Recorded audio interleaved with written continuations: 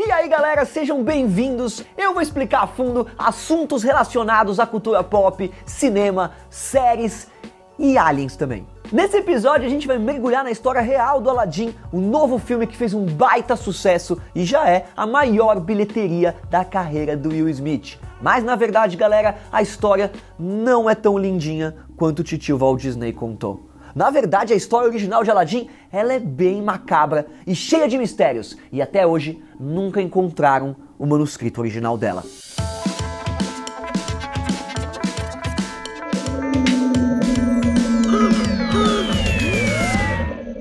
Que linda! Deixa eu raspar e ver o que acontece. Mãe!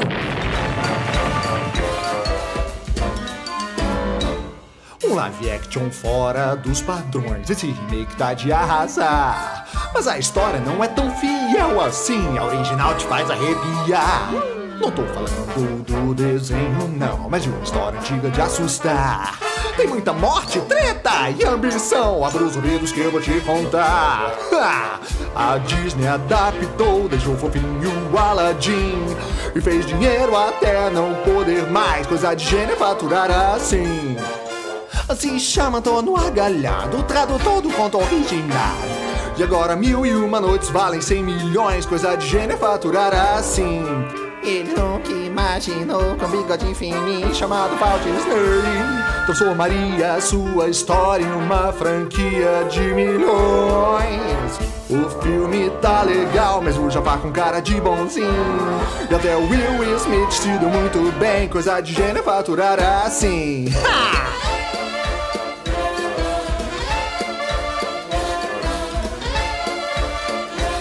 Coisa de gênio é faturar assim.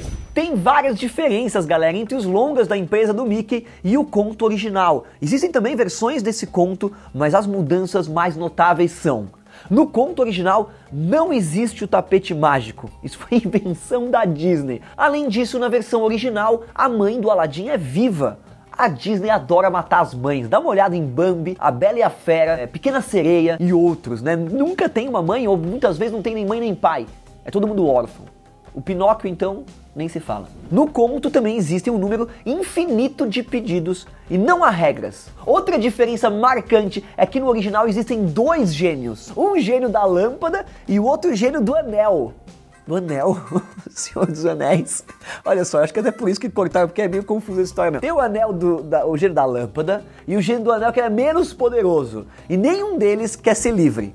Além disso, o protagonista, ele é um jovem preguiçoso, ele não é tão amigável, ele não é tão bacanoide como, né, o Aladdin da Disney. Por fim, o conto original, ele se passa na China. Galera, o Rolandinho tá aqui palpitando. Câmera 2, mostra o Rolandinho.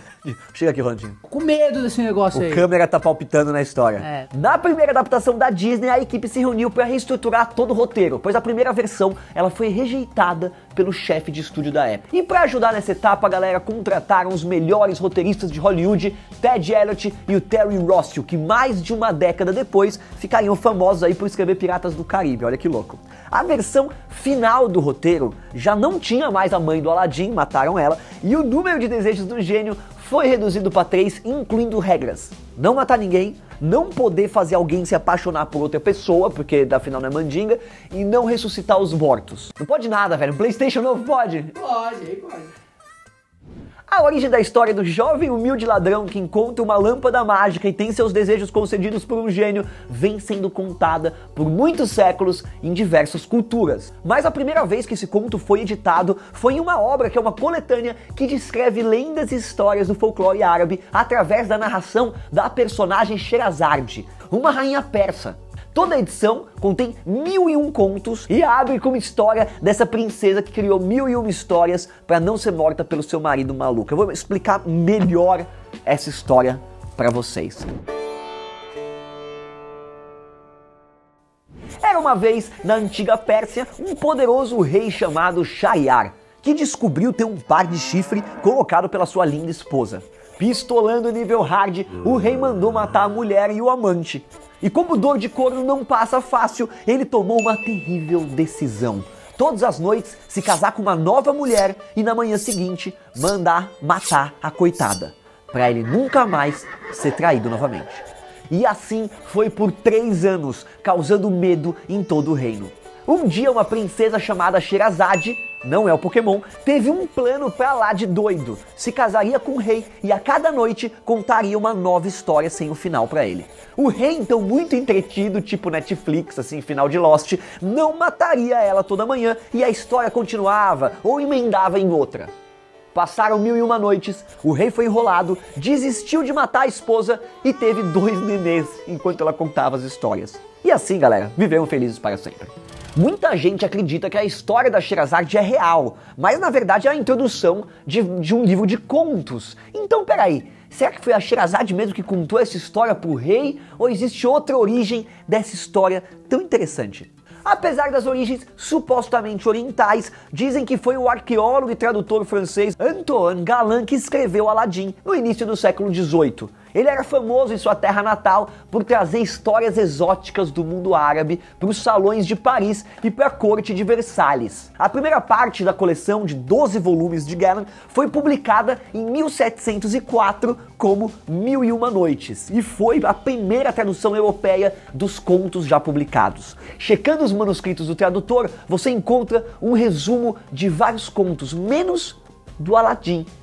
Por que será, hein, galera? É muito esquisito isso. Que ele pediu pro gênio pra tirar do livro. Pode ser. Mas por que será? Madeleine Daube, professora de literatura francesa, refere-se aos contos de Galland sem manuscrito, conhecidos como as histórias órfãs. Olha que estranho, né? Vale a pena notar que os contos de fada eram muito populares na corte de Versalhes na época, tornando fácil para o Galland criar histórias e misturar o amor dele pelo Oriente Médio com a imaginação fértil que ele tinha na época. Então, galera, teria o tradutor inventado essas histórias? Pode ser, mas outra teoria afirma que o Galland pode não ter sido o único autor de Aladdin. Enquanto ele morava em Paris, ele fez amizade com um viajante sírio chamado Hannah Diab. Esse cara teria contado a história ao francês. Até hoje, nenhum manuscrito árabe da obra foi encontrado. Isso gera uma questão muito interessante. Seria Aladdin uma história francesa sobre o deslumbre do Oriente? Ou seria então uma história oriental sobre o deslumbre francês?